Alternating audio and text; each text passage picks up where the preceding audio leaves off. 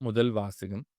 உண்மையாகவே நான் விரும்புவது பலியை அல்ல, இரக்கத்தையே விரும்புகின்றேன். இறைவாக்கினர் ஓசேயா நூலிலிருந்து வாசகம். அதிகாரம் 6 இறைவசனங்கள் 1 முதல் 6 முடிய. வாருங்கள், ஆண்டவரிடம் நாம் திரும்புவோம். நம்மை காயப்படுத்தியவர் அவரே. அவரே நம்மை குணமாக்குவார்.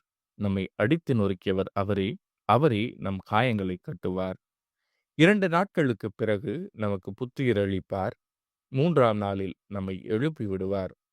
அப்பொழுது நாம் அவர் முன்னிலையில் வாழ்ந்திடுவோம். நாம் அறிவடைவோமாக.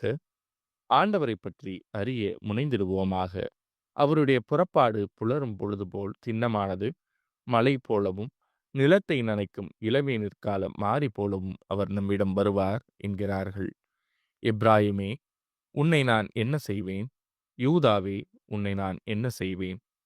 உங்கள் அன்பு காலை நேர மேகம் போலவும் கதிரவனைக் கண்ட பனியைப் போலவும் மறைந்து போகிறதே.